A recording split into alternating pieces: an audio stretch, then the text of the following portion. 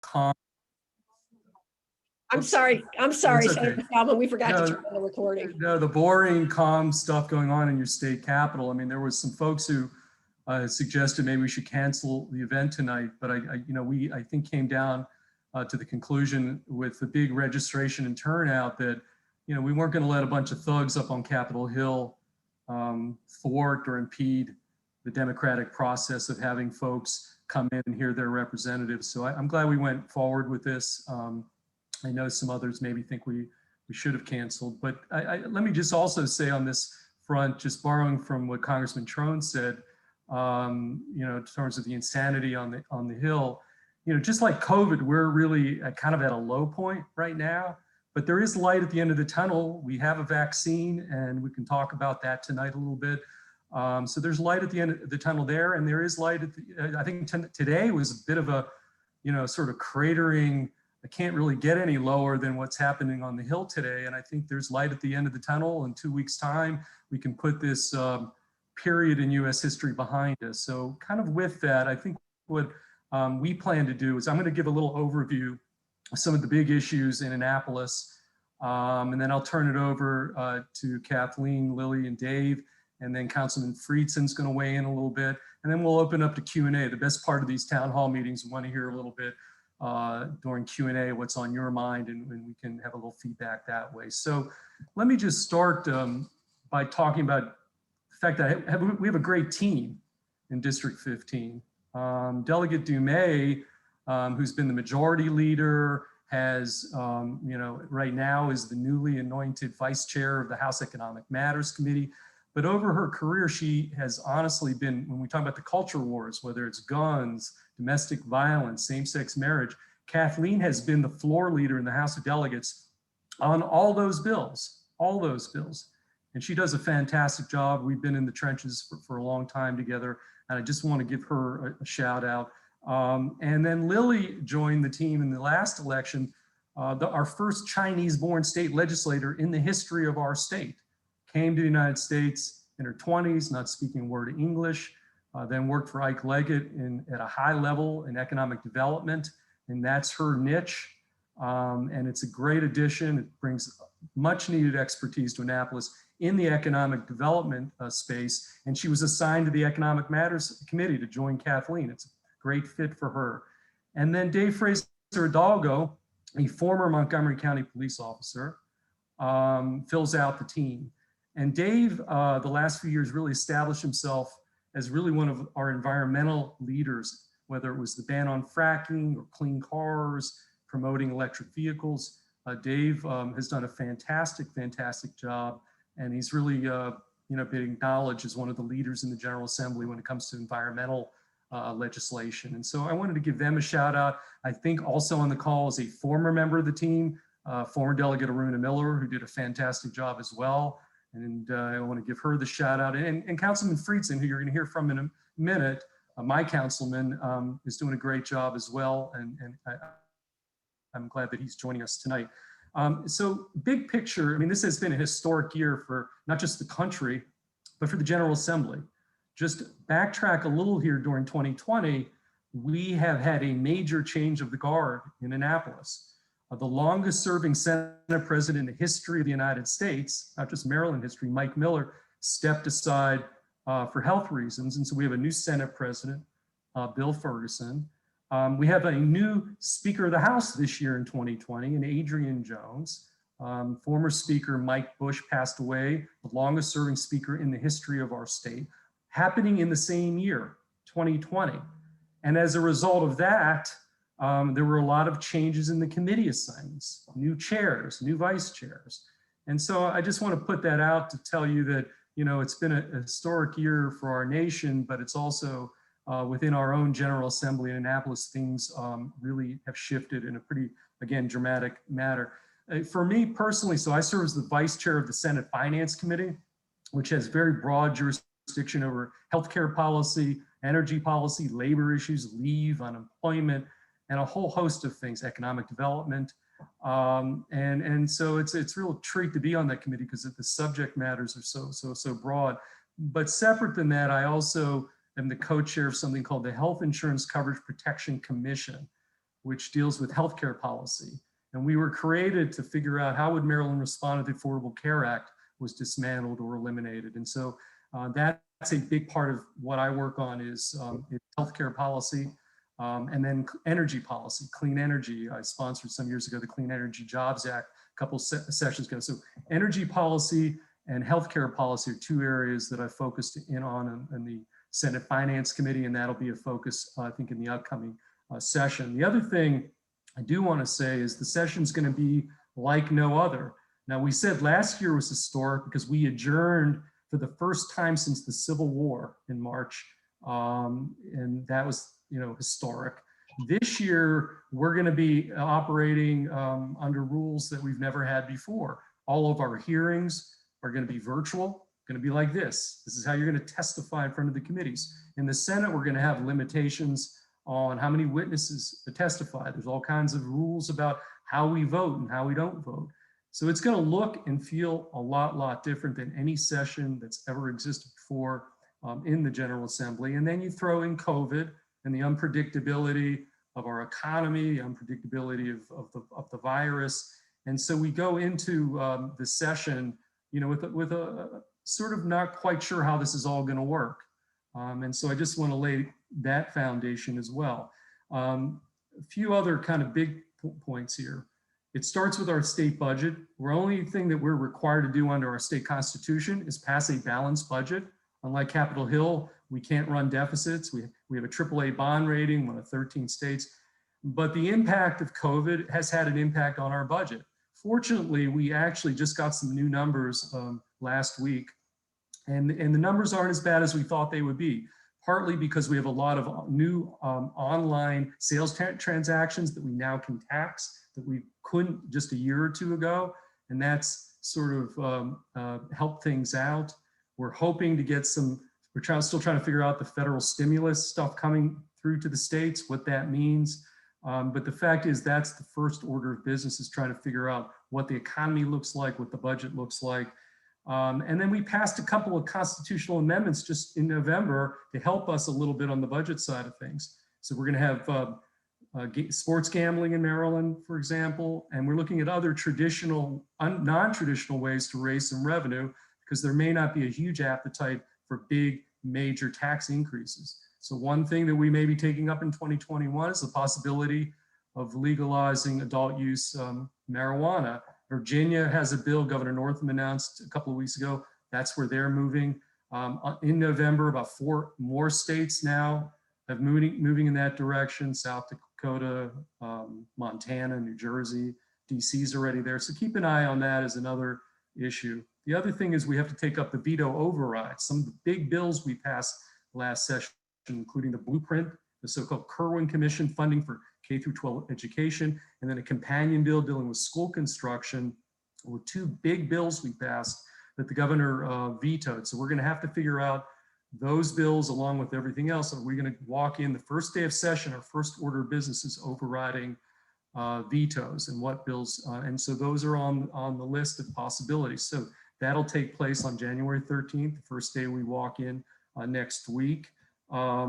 The issue of vaccine distribution, I know a lot of you want to hear about that, and we're going to let Councilman Friedson talk about some of the particulars, because a lot of that action is right here at the county level. And then some of the other bigger issues we're going to deal with. We have businesses pushing for liability protection. They want to be protected through the legislature for class actions if one of their employees tests positive for COVID, or a customer tests positive. You're going to see some legislation on that front. Workplace protection bills to protect workers, essential workers who are in unsafe conditions. There's going to be a lot of bills related indirectly or directly related to COVID. Leave policies. One of the things this year was exposed is how weak and antiquated our leave policies are in the United States. And there's going to be some bills in that front. Police reform accountability. Dave Fraser-Dalgo, I think, can talk about that as a former Montgomery County police officer. Again, as I mentioned earlier, I'm going to focus a little bit on healthcare. The Affordable Care Act is right now in front of the United States Supreme Court. And just to be clear, if the ACA is thrown out by the court, it has major implications on Maryland. Specifically, We're protected a little bit because this year I put in a bill to codify a lot of the consumer protections of the ACA. So if you have a pre-existing condition or you want to keep your kids on your plan until age 26, if the ACA was thrown out, all that would be gone. But we put in a bill, I put in a bill this year that put it into Maryland law. So even if the ACA is thrown out, you'll still have those protection here in our state. But what we're not protected is all the Medicaid money and federal tax credit money that flows from the Affordable Care Act. It would blow a $3.7 billion budget deficit hole in our state budget.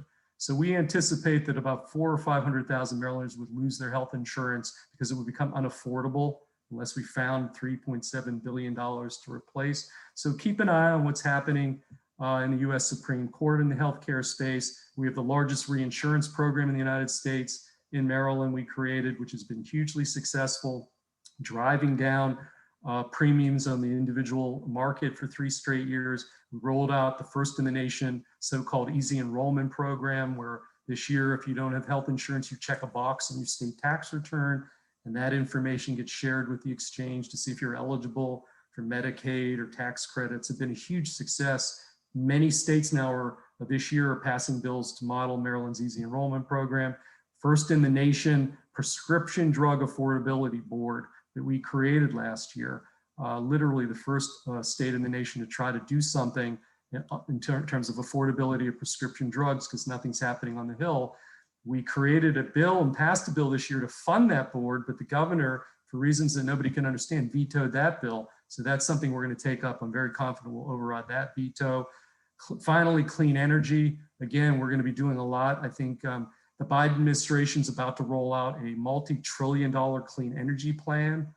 And the states that can put an infrastructure in place, building off of the Clean Energy Jobs Act we passed, are going to be the states that are the recipients of those big federal investments. And so I'm working with Delegate Chi on some economic development things in the clean energy space. It's not just about the environment, it's about tremendous upside economic potential to take advantage, as I say, of what I think is going to be happening at the federal level for the first time in some years. And so one final thing I should say is the 2022 elections are coming around sooner than we think, and we're going to have redistricting this year. Very hot issue. We're going to rewrite congressional boundaries, state legislative boundaries, and you're going to hear people who want to be governor and other statewide offices all going to play out over the next few months. So there's a lot on the table, and I'll just leave it at that.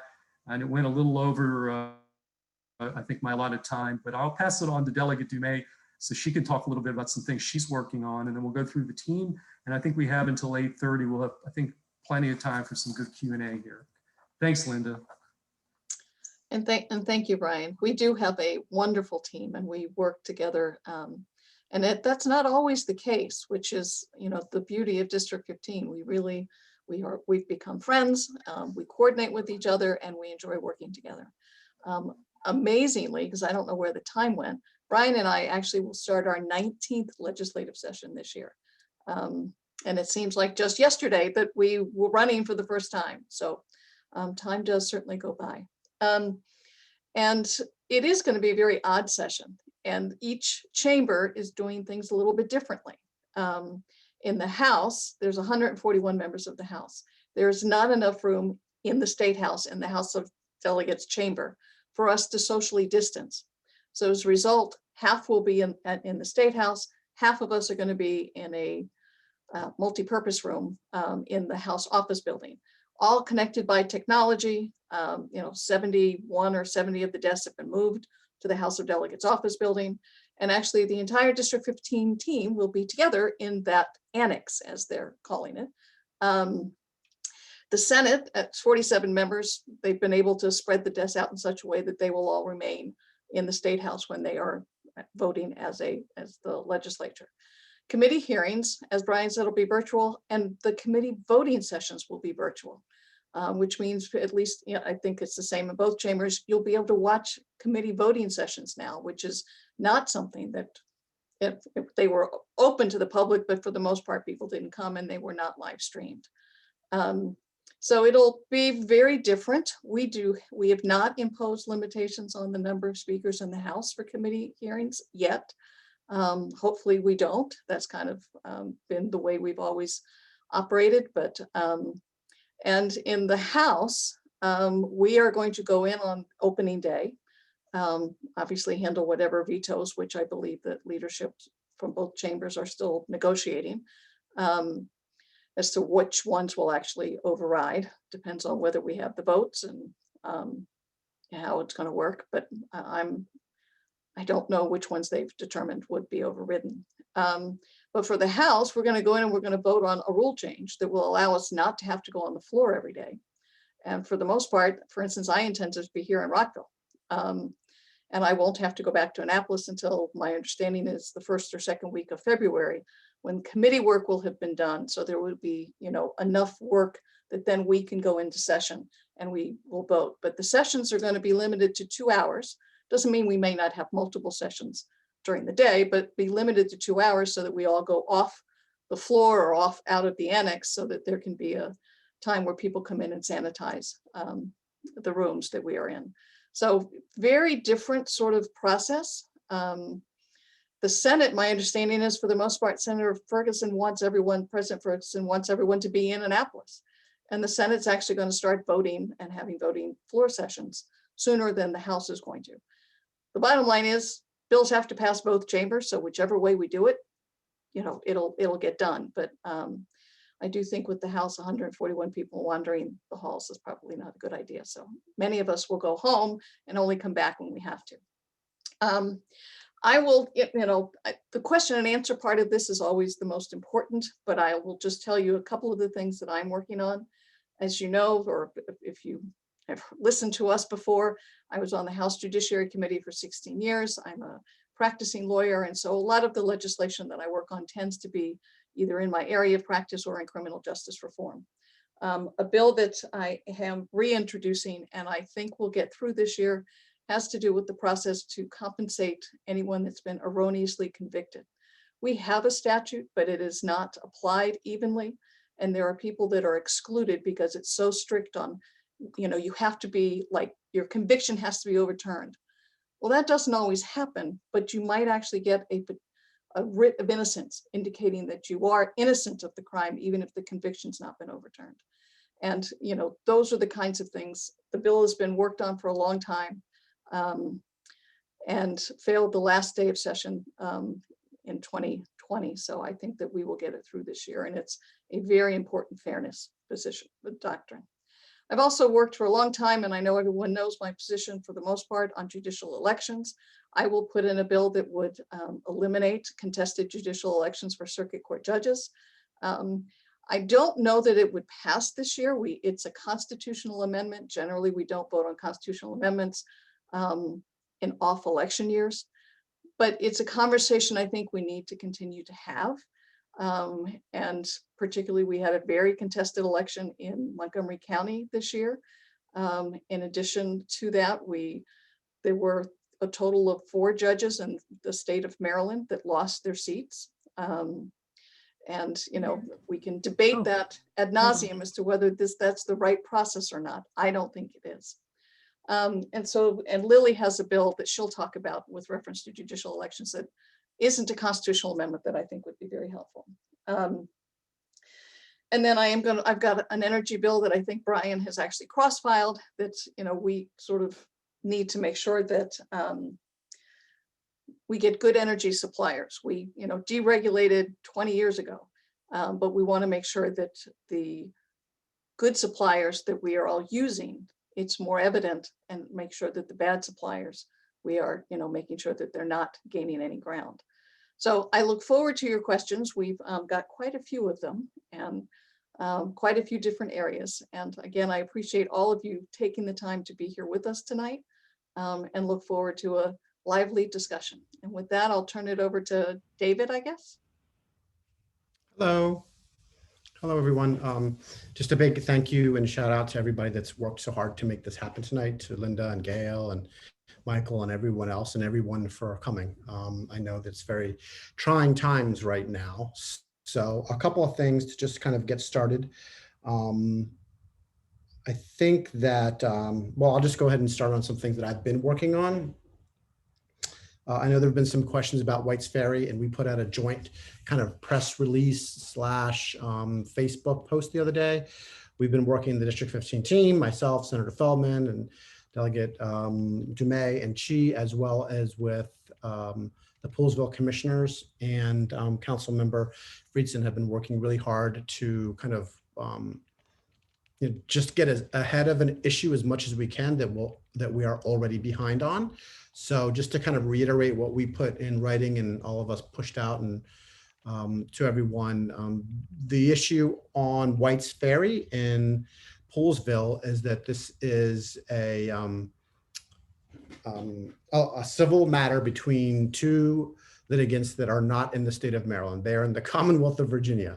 So that makes the work that we do toward coming to resolution and getting White's Ferry back up and running, it just makes it more challenging. I will say that the interesting thing is that I don't think we've ever seen all the locals on the state, the local level, and everybody, like, we need White's Ferry back up and running, we need White's Ferry back up and running, which is all good. So we're all working from the same page, and I'm not sure exactly what the resolution is going to be, but I think all of the elected officials in the state of Maryland are committed to finding some resolution, and we're pushing forward as much as we can on that. And I'm happy to answer more questions. And Councilmember Friedson has been amazing on this issue as well. So I want to give a shout out to him. And if he's going to be around, if there's more questions about White's Ferry, I'm happy to delve deeper into it.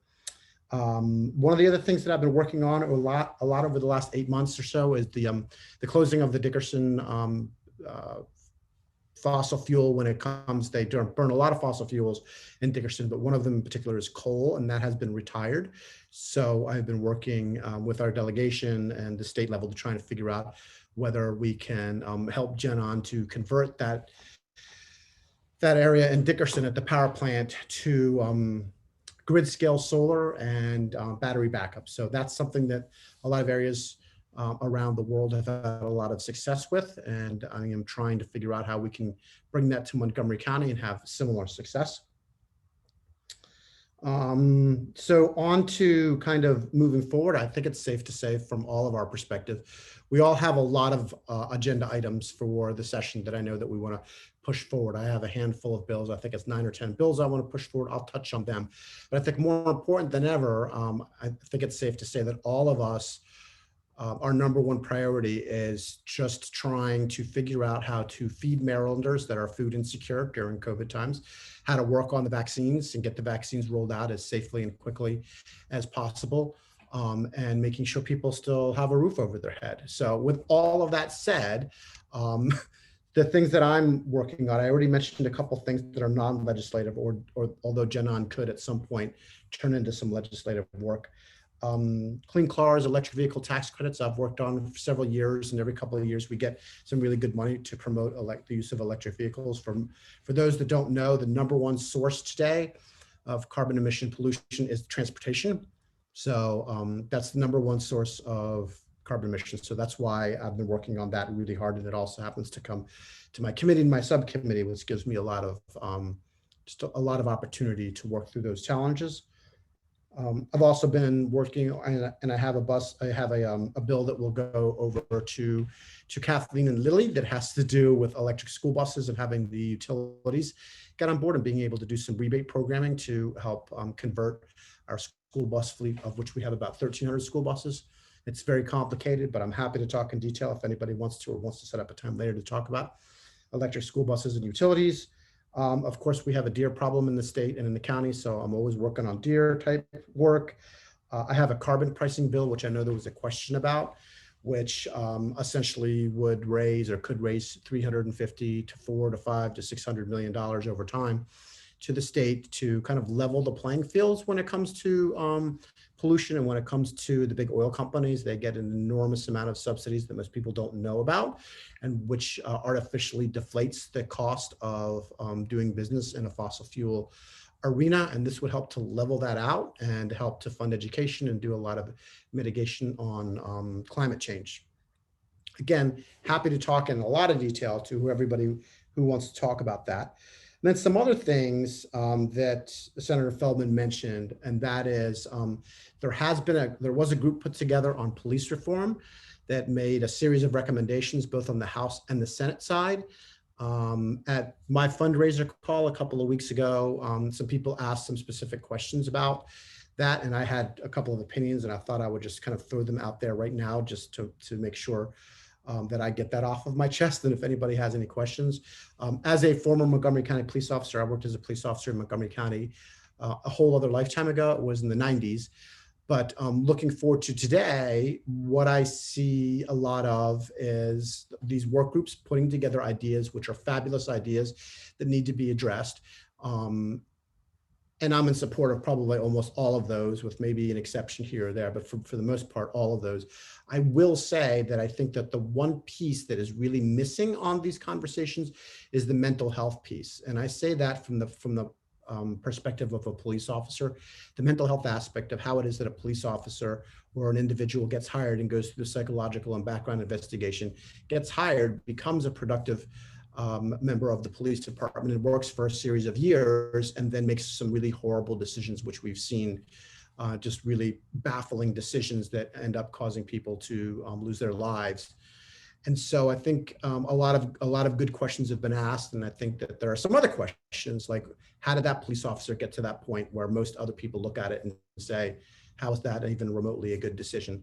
And so I think from a mental health perspective, we have to acknowledge that police officers have the highest rates of suicide, the highest rates of divorce, the highest rates of depression, the highest rates of spousal abuse, drug and alcohol abuse. And I think that society, we really, instead of just looking forward and working on that specific issue, I think we need to look back a little bit and say, how did this police officer get to this position? And how was this police officer not identified? So I have a series of ideas that I've proposed to leadership and will continue to advocate on to really kind of try to get ahead of that. If a police officer is having some mental health issues, to identify it earlier, get ahead of it so that we don't have some of the circumstances and some of the situations that have become all too familiar and all too scary. And I believe all too real if you kind of tie things into what most of us have watched on TV just today. I think that if you look at what happened at Lafayette Square a few months ago and compare it to what actually happened today, there's a lot of questions that I think are being asked as to how today happened and how protesters that turned into rioters ended up making the inroads they did. And I think it raises a lot of questions about the equity of our society as to if that was a different set of people, how that would have been acted and reacted upon differently. And I don't think you have to go very far back to see that there's two completely different groups of society that are held in different ways. And our law enforcement, as well as society as a whole, reacts to in different ways. And I'm happy to talk about that if anybody wants to, but I think I've made my point on that. There's a couple of other things, but I'd really like to turn it over to Delegate Chi at this point, and she's got a lot of great ideas. And the last thing that I'll say is I'm just so thankful to be working with Delegate Dumais and Senator Feldman and Delegate Chi. We talk probably a couple of times a week about a variety of issues, and just so honored to be on this team for, I guess this is my 7th year now. So it happened fast. Thank you. Thank you, David and my friend. And I'm just saying that I am very honored as a relatively new state delegate to be joining such an accomplished, amazing team from whom I can draw their deep well of expertise on so many fronts. I really have learned so much. It's been a very steep but fun learning curve. And I continue to discover new things every way I turn. And I want to take a moment to thank not just Linda, but also all the D15 advocates and activists who throughout the year have been making sure that we focus on the right priorities, and also to help amplify our messages in whatever we want to do. I can speak for the D15 legislative team that we have really enjoyed having this strong foundation in District 15. And I don't want to go very political during this legislative call, but I can say all of us are very proud in how much activism we have seen throughout this very historical and extraordinary election year, and everything you have done to ensure democracy. So thank you for everything. I want to just touch on a few quick things, and then we are all ready to take questions. One is because of the year that it has been, I was right after Sunny Dai drawn into coordinating PPE donations in the Chinese community, which of course was not a task I foresaw, but I happily stepped into that along with several great community leaders like Jay Guan, who might be on this call as well, and other Chinese community leaders who saw the need to not only combat the virus, but also to combat bigotry against our community or anyone who looks like Asians. Starting from the White House, it was so unacceptable and so un-American that we just felt like we couldn't be silent. So I was part of the 10-people legislative team who wrote letters to the governor urging him to say something. And I have to say, it was disappointing that the governor did not make any statement in the state with the fastest growing minority as Asian Americans of any races. I think as Democrats, we really need to stand up for making sure everyone feels that we are part of this state and part of this community. And so I found myself being drawn to these issues and proudly, working with our community on those fronts. And thank you for all of you for reaching out, for expressing solidarity and support throughout the year. And I was also very pleased that the Speaker's office asked me to join a small work group to focus on unemployment insurance issue, because our Economic Matters Committee has oversight over the Department of Labor, the State Department of Labor, on the unemployment insurance benefits distribution, which I have to say, in spite of their best efforts, and I want to give them the benefit of doubt that they have, added a lot more people. They have ramped up the technologies twice, but I still have to say that the best is still not good enough.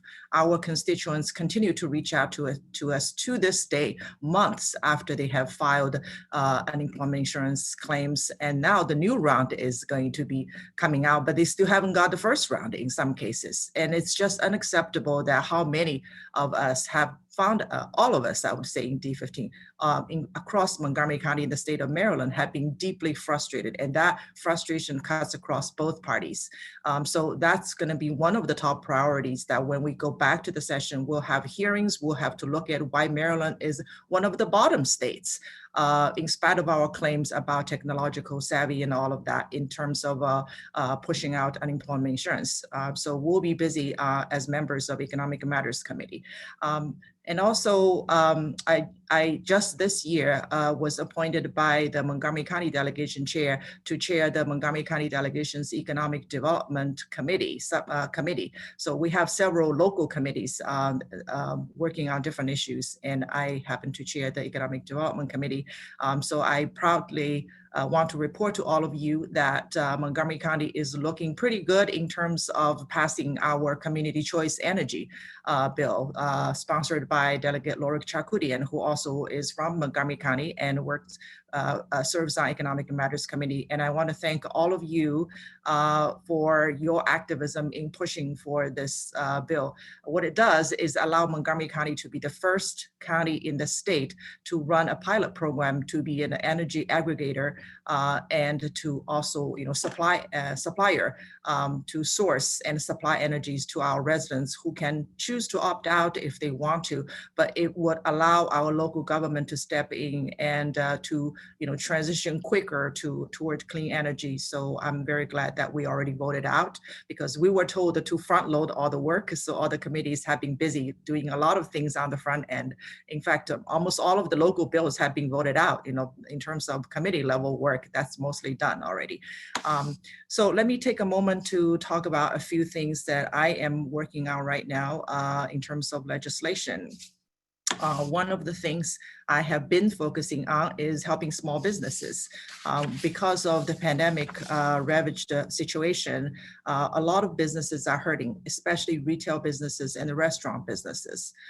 So I am co-leading a bill, I'm co-lead sponsor of a bipartisan bill with a Republican colleague who also serves on ECM to focus on several areas in partnership with the Maryland Retailers Association to extend a sales holiday for some retail restaurant businesses in Maryland, and also to look at the technology credit to help businesses transition so that they can adopt the contactless payment options, which is increasingly important in this day and age, and also to looking to waive some filing fees for online credit card payment with the comptroller's office. These little things can add up to mean a lot for businesses that are struggling.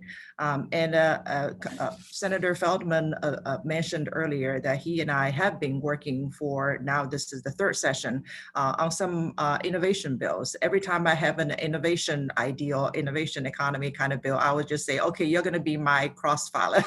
And he always says yes, because it goes to his committee and sometimes it just comes to my committee as well. So it's convenient.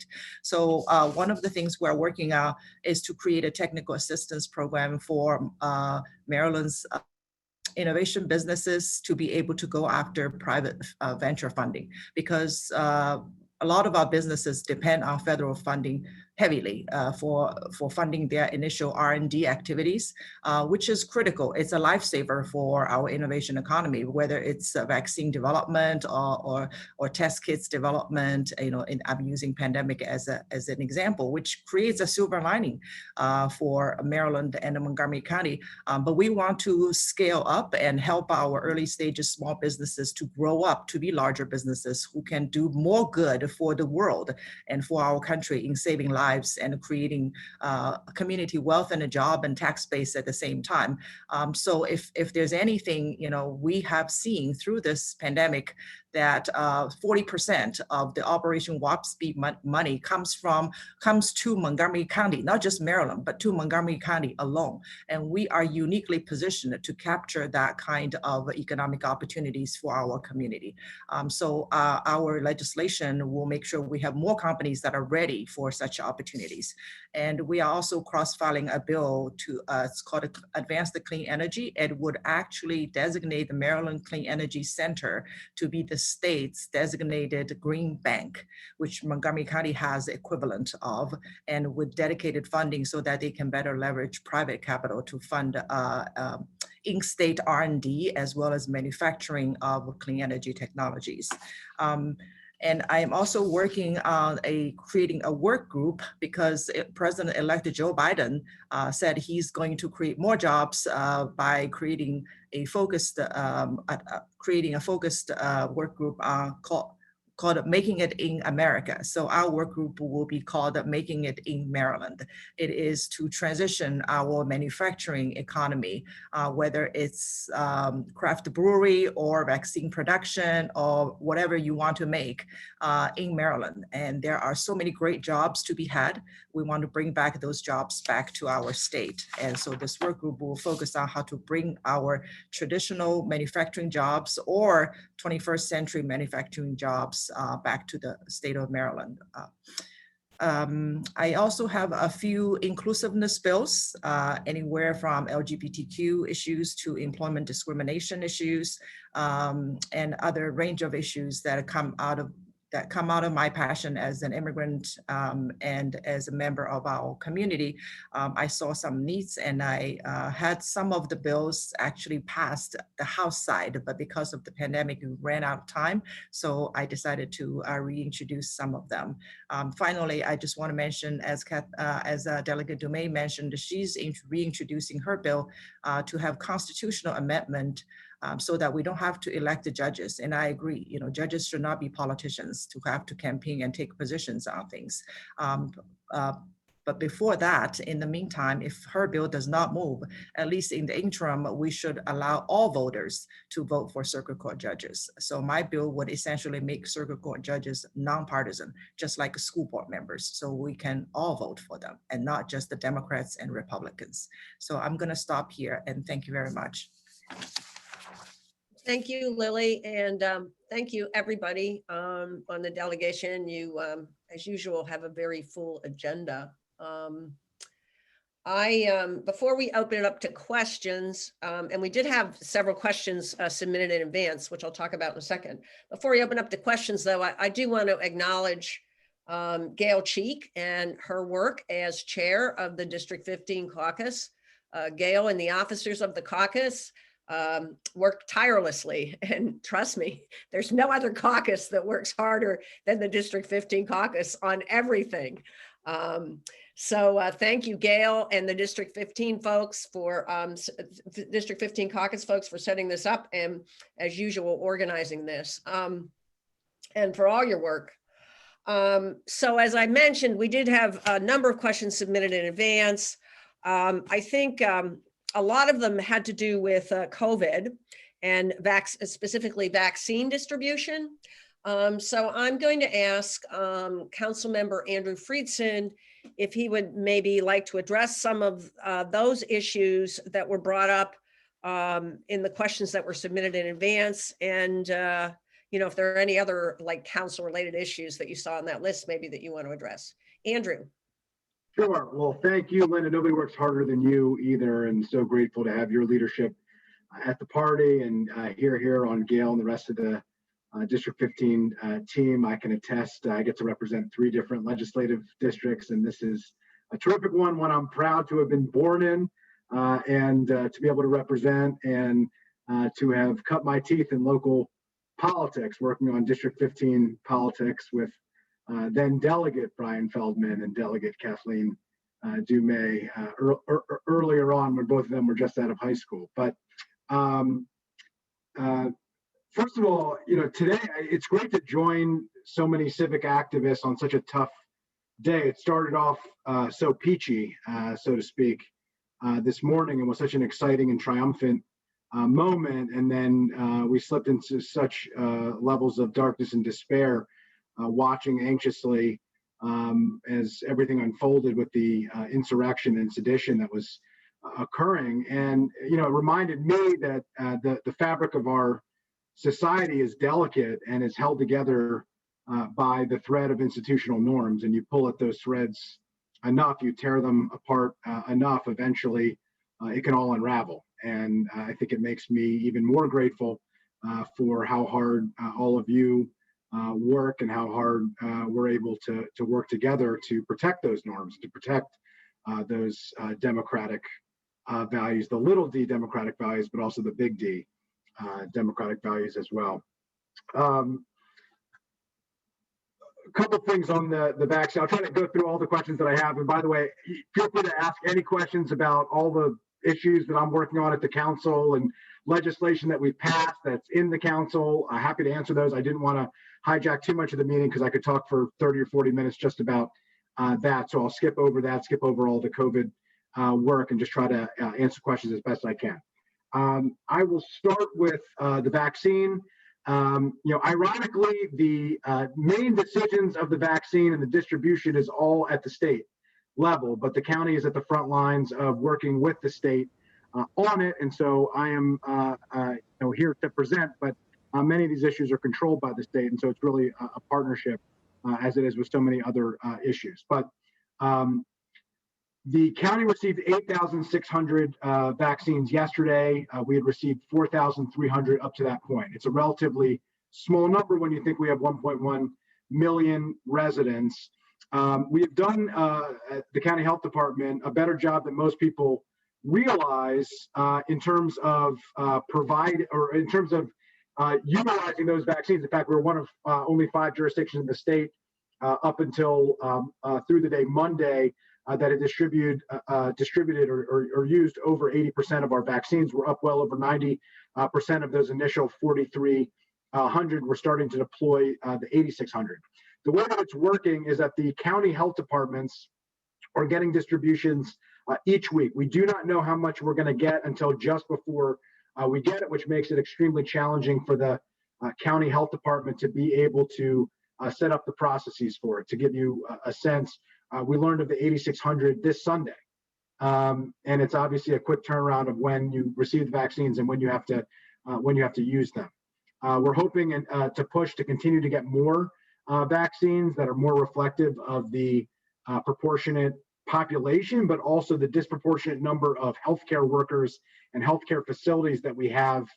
We are getting the most, but we need more than the most because the number of folks who fit the criteria for the different phases are larger here, both proportionally and in gross numbers by quite a bit than any other place in the state. The governor, we've been pushing, finally announced yesterday at 5 o'clock that the phases that we're going to go by in terms of getting the vaccine out and prioritizing who will get it. Michael has shared the website, which has just been updated, the county website, montgomerycountymd.gov/COVID-19/vaccine. We'll share it in the chat as well, but you can see it here. This is based on the APIC, which is the advisory committee at the Centers for Disease Control, the CDC. And there are some slight variations, but it's largely based off of that. It's ultimately a state decision with some input from the county health departments, but it's a state decision. Phase 1A, which is what we're currently in now, is frontline healthcare workers, staff and residents of nursing homes and assisted living facilities, and first responders. The frontline healthcare workers and the first responders, the county health department is responsible for providing to. The hospitals receive directly from the state. The county health department is not in any way involved in that, although we do have regular communication with the 6 hospitals in the county. And then the nursing homes and assisted living facilities are actually run through a federal partnership or federal agreement with CVS and Walgreens, a federal pharmacy agreement there. We've had some real challenges with those getting out, in particular with some reporting issues that the governor noted yesterday in terms of getting regular updates on what those numbers are and how quickly they're being deployed. But so far, the county has deployed the most by quite a significant margin percentage-wise of the vaccines that the county has received. The hospitals, the second most proportionally, and then the nursing homes, assisted living facilities through the CVS and Walgreens partnership has been falling behind, and the state and governor have been working apparently to try to ramp that up. Phase 1A includes about 50 to 60,000 people. That's about 5% of the county's population. As I noted, 4,300 last week, 8,600 this week. We have a long way to go. We're hoping to ramp it up. The state has now said that they expect, based on what we will be provided moving forward over the next few weeks, that we will be able to get through phase 1A by the end of January, by the end of this month, which is 3 more weeks, as you know. Phase 1B is the next phase that will start when phase 1A is completed. And that is expected to start end of January, give or take, around that time frame, depending on the availability of vaccines. That will start residents over the age of 75 and frontline essential workers in specific designated industries, essential infrastructure type industries. Then we get to phase 1C, which is residents over the age of 65 and those with specific medical conditions. And then we move into phase 2. Phase 2 includes people in critical infrastructure roles. And then phase 3 is the general population. I'm sorry, educators, teachers fit into phase 1B. So that would be that, which that group starts at the end of January. Now, our folks have said that they may be prioritizing within the priority groups and it's, we're still working through what that would look like. And to answer the question, Kathy, there is no distinction the state has provided between public school and private school teachers. If you fit into a category, you would qualify and be eligible within that category. The same thing has been true for healthcare workers. If you fit the criteria for a healthcare worker, you fit the criteria for a healthcare worker. Phase 1B would start in late January, give or take, as I mentioned. Phase 1C in early March. Phases 2 and 3, which are much, much larger, they get bigger as you go through the different phases. It's unclear what the timeline would be at this point. So far, the county has only received the Moderna vaccines. The hospitals are receiving the Pfizer vaccine. The hospitals did just begin to start their second doses for certain of their employees who received the vaccine originally. We received ours at the county after the hospitals had received theirs, and so we're about a week behind them. Our second doses have not begun yet, based on timeline, in terms of when that would begin. But the expectation would be that those would start happening, potentially, next week. But again, it's based on timing. There is a sign up for the healthcare facilities that were not associated with hospitals.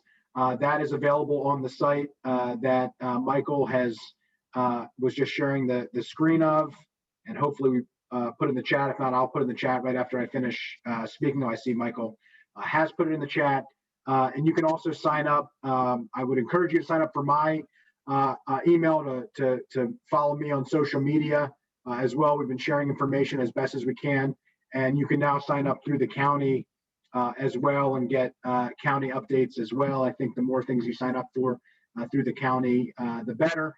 You may have seen Holy Cross, the news that there was a sign up through Holy Cross. That was actually an internal Holy Cross hospital vaccination sign up for their healthcare workers and their doctors who are affiliated, to work at the hospital.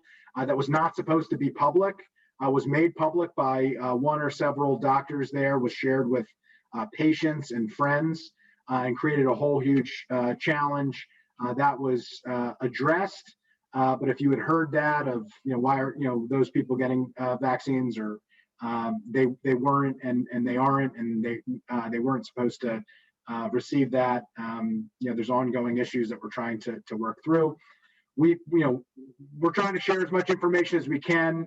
My colleagues on the council have been pushing to get as much information up as possible, as clear, consistent, and comprehensive as possible. I think this website was just launched today with the additional news from the governor, and with some issues that the council had requested of the executive branch yesterday. I think it shares a good amount of information, so I hope that you will check that out. There was a question about testing and the number of testing sites in the county. I'm going to share that right now here. I won't go through and explain all the different sites in the county, but we do have a number of sites, a lot of sites in the county. I would love to have more. My bigger focus than the number of sites that we have is the timeline that it takes to process and to hear back. We've had situations, and I have pushed both privately and publicly on the challenge that if it takes 7 to 10 days or more to hear back about a COVID test, it's worthless. It doesn't really help. It doesn't really do what we would want. At that point, you can just have somebody quarantine for 10 to 14 days for the 14-day quarantine cycle. So we've been working on that. We've been pushing. The county at one point had a testing partnership that it was using, that after it had an issue with the one that we had previously used, we made a quick change in August, was able to keep things going at the county sites. They were able to ramp up very quickly, but ultimately the success of that partnership led to the county and the health department having too much percentage-wise in that one partnership. And when there were issues with the time of their lab processing times, it was hard to shift out of that. And so we've made a big push to diversify the partnerships that we have with tests. A lot easier to do that now than it was back in April, May, June, when there was much fewer options and opportunities to do that. But we're moving in that direction. Hopefully that will allow us, if there is a lab processing issue at one particular lab, we can quickly shift the number of sites, or at least direct residents to go to sites that are having much shorter timelines for testing. We did have a point where we were in a standard 2 to 4 days. That went up to close to 2 weeks, which is completely unacceptable. And it's heading back down in the right direction. Now it still takes longer than I would like, and we'll continue to work towards that as best as we possibly can. In terms of other questions that I saw that were specifically county related, I'll try to hit on. Mental health is obviously a huge issue, and my heart continues to go out to Sarah Bloom Raskin and Congressman Raskin and their family. Tommy Raskin was a truly special, bright, gifted, eminently talented young person, and for him to be lost is just a tragedy, not just for their family, but for our world, our community. And mental health is a big issue for me. I've been focused a lot on it. It's something that hits close to home. I've had those issues that have impacted my extended family very directly and very personally. We did expand the mental health crisis hotline. During the COVID emergency, calls were up 25% in the early goings of the crisis, the morning calls in particular, where we didn't have adequate coverage. I worked on special appropriation with colleagues on that, particularly Councilmember Jawanda. We were able to expand that. That built off of the work that we did last year, expanding the crisis hotline into the evening hours. It used to stop at 8 o'clock. We expanded it to midnight. My ultimate goal is to expand testing and calls for 24 hours so that any call for help, which is a matter of life and death when you're talking about a crisis hotline, will never go unanswered in Montgomery County. The fact that it could or it would is not something that any of us should accept. And it's really not a lot of money in the scheme of things when we're talking about the cost of human lives, particularly of young people who are exceedingly vulnerable. And especially now as all the challenges that everybody is facing, the pressures that everybody is facing. Related to the law enforcement aspect that David Fraser Hidalgo speaks with such conviction and experience on, far more than I ever could. But the county has moved on those issues. One example is the mobile crisis unit. We've added funding. We've expanded that program. We want to expand it further, but we wanted to move forward as quickly as we possibly could. We've worked on that. I worked on another of different elements. We've tried to look at best practices around the country and adopt them here as well. There's a number of practices related to mental health and crisis intervention related to policing. And the truth is, regardless of the tools that you provide a police officer, you need specific personnel to deal with specific issues, and you need the tools at your disposal on site in those moments to be able to do that. We need to do more of it. We need to do better with it. There are a lot of efforts underway at the council to address that, including citizen-led committees and commissions where we're taking advice from, and an outside audit that we're looking at, and certainly working with the state delegation, because there are a lot of issues related to the state level on those issues in particular. White's Ferry, David Fraser Hidalgo talked about this a lot.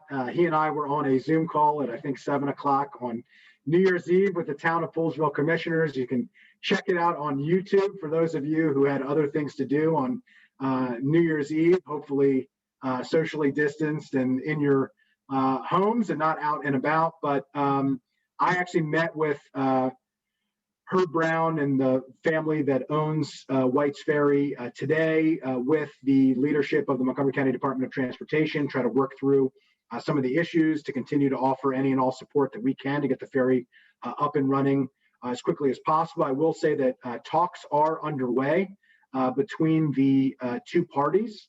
We're trying to work with the leadership, political leadership across the river as well to provide a little bit more oomph. The difference between try and triumph is that extra bit of oomph, and we'd like to see a little bit more of it from our colleagues across the river on this issue.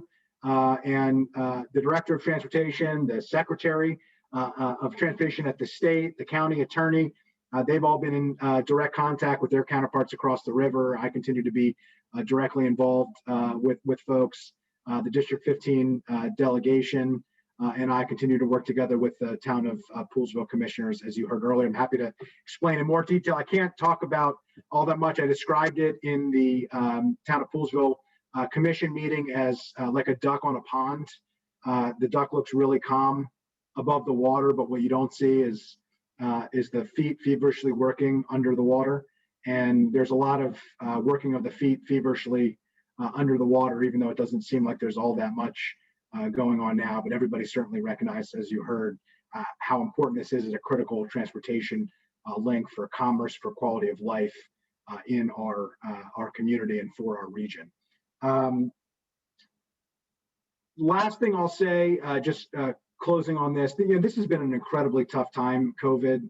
It's been a remarkable time for good and for bad to be in local leadership and to see and be on the front lines of the most challenging things that communities have to deal with and some of the greatest ways that communities have stepped up to meet those challenges.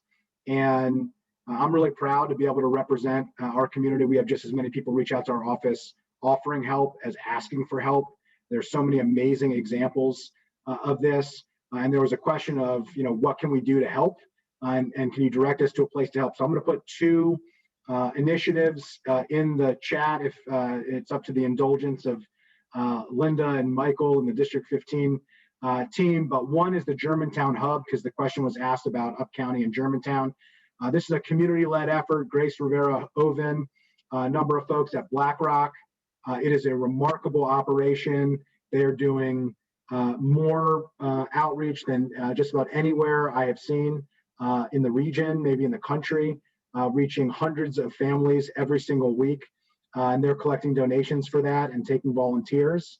They actually, rather than have people show up to pick up their food and other things from them, they actually drop it off to the residents in need. It's an amazing operation, really dignified effort, something I'm really proud of. I've visited and participated and volunteered myself, so I will share that for the Germantown Hub. And then Food for Montgomery, the council appropriated funds for our food recovery efforts. And we have enlisted and been working with the Greater Washington Community Foundation, and they have a Food for Montgomery fund that is utilizing private dollars as well. All the money from the Community Foundation of Greater Washington goes directly to food, and so it's a public-private partnership. Their goal is to raise $5 million from community resources. I will share that in the link as well. It's one of many efforts. There's a ton of other organizations. You can directly support Manna Food. You can directly support Nourish Now. You can support Nourishing Bethesda, which is St. John's Norwood Church. You can support Interfaith Works, which is doing amazing work, and the Democratic Party supported just recently with the toy drive. And I know there's a couple of folks from Interfaith Works on this call as well. There are dozens and dozens of amazing organizations doing amazing work. So hopefully Interfaith Works, they'll share their link, but I'll share these two as opportunities of efforts that the county has been directly involved with. And with that, just say thank you so much for your leadership, for your activism. Never more than today, as dark and trying as it has been. Am I proud to be a Democrat? Am I proud to be a District D15 born and raised kid, and am I proud to be able to represent our community on the county council. Thanks. Thank you, Andrew. Lots of information there that I know people are really anxious to learn about, particularly when it comes to COVID and the food issues and everything else. I think we're almost out of time, but we do have time. I have been monitoring the chat a little bit. I think a lot of the questions that were submitted in advance have been answered or dealt with by members of the delegation, but there were a couple of things in the chat that I did want to bring up. One is there have been some questions about carbon pricing, a carbon pricing bill. I don't know whether David or Brian, whether you can talk Linda, about that a little it's bit. actually David's actually the sponsor of the bill. I'll let him. Oh, okay. And while he's doing that, if I might acknowledge an elected official, one of our newest Poolsville commissioners, Edward Reed, is on the call. He was just elected recently, and all this talk about Poolsville commissioners and White's Ferry, I want to give a shout out to Commissioner who's on the call here as well. But Hi. why don't you talk about the carbon pricing bill, your bill? Jim Brown's on the call too. Okay, and Commissioner Jim Brown as well. Okay, excellent. Thank you, Linda. So very quickly, because I know time is short, essentially the bill puts a cost or a price on carbon. So if you're burning fossil fuels, there's going to be an additional cost to compensate for the total externalities of actually burning fossil fuel. In other words, when you burn fossil fuels, you're not actually paying for the total cost of it. You're just paying the oil companies for what they dig up and sell. But we're not paying for sea level rise. We're not paying for all the fires in California and Oregon and Washington. We're not paying for all of the things that come along with that.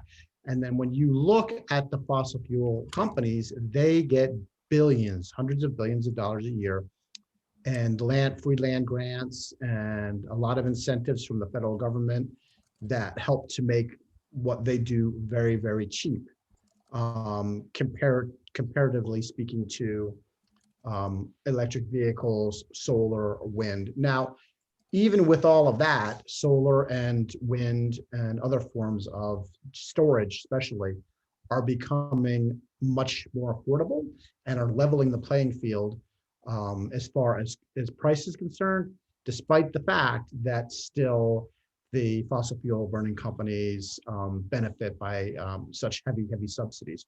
So this would basically just make those, try to level that playing field a little bit. Some of the money that's collected from fuel and oil burning, whether that's in homes or in cars, would be used to mitigate the environmental disaster that we find ourselves in. I note that there is a lot of money that's spent through Chesapeake Bay Trust and other organizations to deal with sea level rise out on the Eastern Shore, which is interesting because that's a lot of the places that we get resistance on climate change, but yet they are often more excited than ever to get money to construct like sea level barriers and help preserve some of those areas. Some of the farm areas as well are now seeing more and more infiltration of seawater and salt, the higher salinities, which is making their agriculture and farming a lot harder. So essentially that's it. I am happy to talk with whomever might have more interest. I don't want to bore everybody with just one bill, and I know people have heard me talk about it before, but I'm happy to talk in more detail about it. Thank you, David. So there are a couple of questions in the chat, and since we are running out of time, if the members of the delegation, there's a question in there about decriminalizing marijuana. There is a question for Senator Feldman about expanding on the limited witnesses. Is there a concern that minority voices will be missed in committee hearings? And then we also had a question earlier, maybe Senator Feldman can take this one too, on how redistricting will be done. Will it be done by a bipartisan commission or an independent group or what? Yeah, well, I think on the last one, Kathleen, well, let me start with the limited witnesses. Yeah, I mean, we had to make a judgment call because, in terms of limited time in committee and all the rest. So this cap in the Senate, which is 4 witnesses, proponents, certain number of equal number opponents, there's going to be a lot more, it's going to operate a lot more like Capitol Hill, unfortunately, where the chairs and vice chairs will have a lot more authority, autonomy about who testifies. And so, there's a cost associated with limiting the number of witnesses to 4 proponents, 4 opponents, and then maybe 3 witnesses who come in with amendments. And so, I mean, there's a trade-off, and it's not ideal, but that's the way we can vet more bills and not be in committees, even if they're virtual. I mean, we're just a balancing act. As far as what was the second question was? Marijuana decriminalization. Well, look, we're going to have a legalization debate in Maryland, as they're having in Virginia, as they have had in DC, and in the ballot initiative in New Jersey. So we're surrounded by jurisdictions. I will say that there is likely to be somewhere between $300 and $400 million that we could realize from the current illicit market if we simply tax and regulate that product. And so as part of this bill, you're going to have everything from expungement to taxing and regulation. So it's all one big, and then what impact it would have on the medical, currently legal state-sanctioned medical cannabis program. It's a complicated, heavy lift, but decrim would be part of this package of bills. And then finally, you asked about redistricting. No, we don't have in Maryland an independent commission like they've created in places like California. So it's a highly political process where the governor submits a plan, the General Assembly can adjust the plan. And the thing I want to say is this is the first time in a long, long time where we have had a Republican governor with our supermajority Democratic legislature in a redistricting year. The last time it was O'Malley as governor. Prior to that, it was Glendening. So this is uncharted territory, how it's going to work with, again, a Republican governor with a supermajority Democratic legislature. Highly political still in Maryland. Okay. Well, I think, I don't think that I see anything else in the chat that needs to be addressed at this time. We will make the recording available, and the chat is part of the recording as well. So, some of those questions can be answered that way by the delegation. So I'm just going to say before we sign off, because we're already a little bit over time, does everyone, the legislative delegation now want to sum up, just like a 1 or 2 minute summation about tonight or the upcoming session or something we didn't cover? Brian, did you want to? Yeah. Look, just very briefly, I mean, honestly, it's going to be a very unusual legislative session, truncated in some respects, all these different rules. But the uncertainty of COVID, kind of overhangs. I mean, the reality is, I hate to just put it out there, all it would take is 2 or 3 of us testing positive in the chamber for us to shut the place down for a month like we did in March. And so we're operating under a lot of uncertainty in terms of the economy, a lot of uncertainty even now we've got new presiding officers who, literally only have 1 session under their belt, new chairs. So I think it's going to be, a lot of issues, but it's not going to be simple to move issues that haven't been really vetted and greased. So heavy lifting bills may have to wait till 2022. That may be one takeaway from where we are and where we're going this session. So. But on a positive note, from what we can take away is, and I think we've probably all seen it in our professional lives, but we're going to see it legislatively. The positive piece is that I do think the transparency is going to be much clearer and better. For instance, we started electronic filing of testimony last year, but even to do that, you had to come to Annapolis to do the electronic filing. Now, if you want to testify on a bill and submit written testimony, you're going to be able to do it from your home. And again, as we've moved along, now the floor sessions are going to be completely, available and live streamed.